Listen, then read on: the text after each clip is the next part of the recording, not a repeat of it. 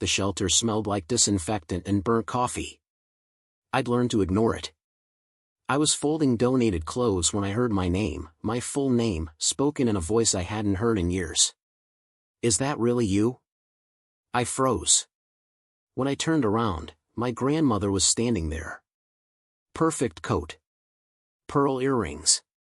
The same sharp eyes that used to scare grown adults into telling the truth. She looked at the bunk beds. The chipped walls. The line of people waiting for dinner. Then she looked back at me. "What are you doing here?" she asked quietly. I didn't know how to answer. So I told the truth. "I don't have anywhere else." Her mouth tightened, not in anger, but calculation. She took my hands and looked closer. Too close. "You're thinner," she said. "And you're not supposed to be." Then she asked the question that made my stomach drop. "What about the trust fund I set up for you?" The room went silent in my head. "Trust fund?" I repeated. Her eyes widened. "They didn't tell you?" she asked. I shook my head slowly. My parents had told me money was tight. That college wasn't possible. That helping me would ruin the family. I'd believe them. My grandmother let go of my hands. "Oh," she said softly. "Oh no." She turned to the shelter manager. "Can I take my grandchild for lunch?" she asked politely. Then she leaned down and whispered to me, calm, controlled, terrifying. "If there's even a chance someone touched what I set aside for you," she said, "they're about to regret it." And in that moment, I realized something. I hadn't just lost years of my life. Someone had stolen them. She didn't ask where I wanted to eat. She chose. A quiet restaurant with white tablecloths and waiters who knew her by name. I sat across from her, hands folded in my lap, still trying to understand the words trust fund like they belonged to someone else. "I set it up when you were 6, she said, stirring her tea. "After your grandfather died." My chest tightened. "For college," she continued. "Housing. Emergencies. Enough that you'd never be desperate." I swallowed hard. I was sleeping in my car before the shelter. Her spoon stopped. "Tell me exactly what your parents told you," she said. I repeated it all. That the family business struggled. That there was nothing left for me. That I needed to be independent. She listened without interrupting. When I finished, she reached into her purse and pulled out a slim folder. Statements. Dates. Balances. The numbers were real. Too real. "There should still be money here," she said slowly. "A lot of it." I stared at the page, then at her. "Then where did it go?" Her jaw set. "That," she said calmly, "is what my attorney is about to find out." She paid the bill, stood, and placed a hand on my shoulder. "You're not going back to the shelter," she said. "You're coming home, with me." As we walked out, my phone buzzed. A message from my mother. "Why didn't you tell us Grandma found you?" My grandmother saw the screen. She smiled, not kindly. "Good," she said. "They know." And for the first time in years, I felt something shift. Whatever had been taken from me was about to be accounted for. I stayed in my grandmother's guest room that night. Clean sheets. A door that locked. Silence that didn't feel dangerous. In the morning, she was already on the phone. Not yelling. Not threatening. Worse. Calm. "I need a full accounting of the Harrison Trust," she said into the receiver. Immediately. She listened. Took notes. Thanked the person. Hung up. Then she turned to me. "Someone's been very busy," she said. By noon, the emails started coming in. Statements I'd never seen. Withdrawals that didn't line up with tuition. Transfers labeled temporary loans that were never paid back. My name was on the trust. But the spending wasn't mine. "They used it like a personal account," I said quietly. "Yes," she replied. and they assumed you'd never find out. That afternoon, my parents showed up at her house unannounced. My mother rushed in first, eyes wide, smile forced. "We were going to tell you," she said quickly. "It's just, things got complicated." My father stayed near the door. "Complicated how?" my grandmother asked. They talked over each other. Bad investments. Medical bills. Family emergencies. Excuses stacked so fast they collapsed under their own weight. My grandmother let them finish. Then she slid a printed statement across the table. "Explain this," she said. They went quiet. That money, she continued evenly, was protected. It required dual signatures. Court oversight. You didn't just use it. She looked directly at my father.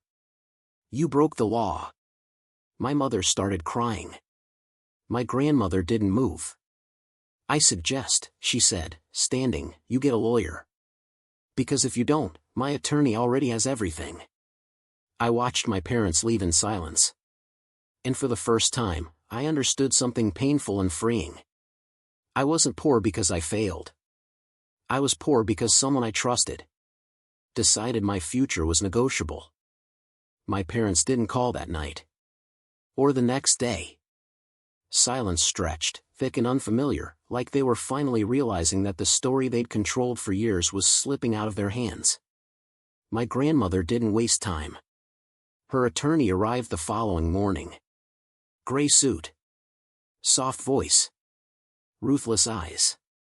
He laid everything out on the dining table. Bank records. Trust amendments. Email trails. They moved the money in small amounts, he explained, tapping the papers. Over years. Enough that no single withdrawal looked alarming. My stomach turned. They paid their mortgage with it, he continued.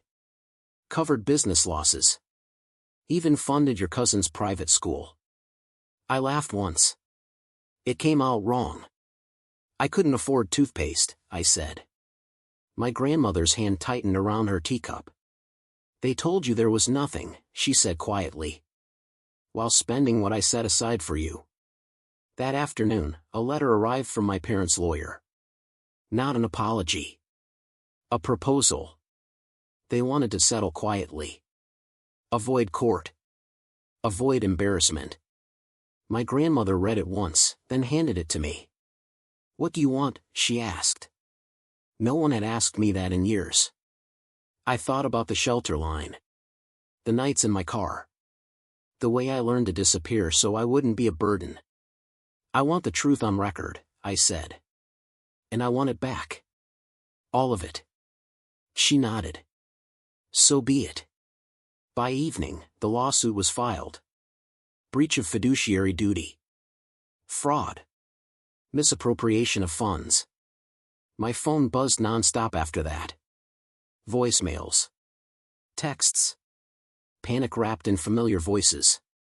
We're still your parents. Family shouldn't do this. You'll ruin us. I listened to none of it. Because for the first time, the story wasn't about what I owed them. It was about what they took from me. Court moved faster than I expected. Not because my grandmother pushed. But because the paper trail was clean. Too clean. My parents' lawyer tried to paint it as confusion. Miscommunication. Temporary borrowing. The judge didn't interrupt. He waited. Then asked one question. Did the beneficiary ever consent? The room went still. No, their lawyer admitted. That was it. From that moment on, my parents stopped being parents in the courtroom. They became trustees who violated duty. Every hearing peeled back another layer. Emails where my mother wrote, "They'll never know." Spreadsheets where my father labeled transfers as silent support. A note that said, "As long as they struggle, they won't ask questions." I felt sick reading that one. My grandmother sat beside me the entire time. She never spoke in court unless asked. When she did, her voice never shook. I didn't create that trust to raise liars, she said once. I created it to protect a child. The judge ordered a full recovery audit. Assets were frozen. Properties flagged. Accounts reviewed. My parents stopped calling me and started calling her. She ignored them. One afternoon, as we walked out of the courthouse, a reporter asked me how it felt to sue my own parents. I thought about it. I'm not suing my parents, I said. I'm reclaiming my life. That night, for the first time in years, I slept without fear. Not because the pain was gone, but because the truth was finally louder than the lies. The forensic report came back thicker than expected. Not just missing money. Years of it. College funds rerouted. Emergency reserves drained. Interest skimmed and buried under household expenses. The total made my chest tighten. Enough to change your entire life, the accountant said quietly. Enough to ruin theirs. My parents finally showed up again, this time in person. Not defiant. Not loud. Afraid. My mother wouldn't look at me. My father looked older than I remembered. We were going to fix it, he said. Once things stabilized. My grandmother didn't raise her voice. You had 18 years, she replied. And you chose comfort over conscience. The judge ordered restitution. Not partial. Not symbolic. Full recovery plus penalties. Assets were liquidated. The vacation home sold. Retirement accounts tapped. The trust was restored, into my name, under my control. Outside the courthouse, my mother tried one last time. You didn't have to do this, she said. We're family. I met her eyes. You didn't have to do what you did, I said. But you did it anyway. She nodded slowly, like she finally understood there was no version of this where she was the victim. That night, my grandmother handed me the trust documents. Read them, she said. They're yours now. As I flipped through the pages, something hit me harder than the numbers. For the first time, my future wasn't conditional on someone else's permission. And that changed everything. The money didn't feel real at first. Numbers on a page. Accounts unlocked. Access restored. What felt real was waking up without panic. No more calculating how long I could stretch a meal. No more choosing between bus fare and food. No more pretending I was fine. My grandmother insisted I do one thing before anything else. Stability, she said. Then decisions. She helped me get an apartment, small, clean, quiet. She didn't decorate it. She let me choose. Every chair, every plate felt like a declaration, this is mine. My parents disappeared from my daily life. Not dramatically. Not loudly. They just faded. The court case ended. The documents were sealed. Their reputation took a hit they couldn't explain away. Invitations stopped coming. Calls went unanswered. One afternoon, a letter arrived from my father. No excuses. No justifications. Just one sentence. I convinced myself you'd be okay without it. I folded the letter and put it away. Because what I'd learned was this. You can survive being poor. You can survive being lied to. But the hardest thing to survive is realizing the people meant to protect you made a choice, and it wasn't you. I didn't feel hatred. I felt clarity. And clarity gave me something I'd never had before. A future that belonged to me alone. The trust fund paid for school. For therapy. For time.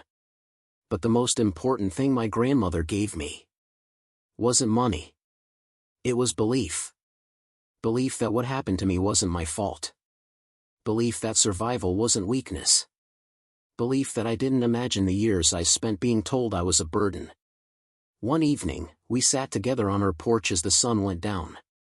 I always worried, she said softly, that if I left too much to chance, someone would take advantage of you. I looked at her. You were right, I said. But you also fixed it. She smiled. No. You did. You endured long enough for the truth to find daylight. My parents never apologized properly. And that was okay. Because closure didn't come from their regret. It came from reclaiming what was stolen. And deciding what I'd do with it. I volunteered at the same shelter I once slept in. I paid off someone's tuition anonymously. I kept my life quiet and intentional. When people ask me now how I made it out, I don't talk about lawsuits or money. I say this. Someone finally asked the right question. My grandmother discovered me living in a shelter and said, "What about the trust fund I set up?" And in that moment, everything that was hidden was forced to come into the light.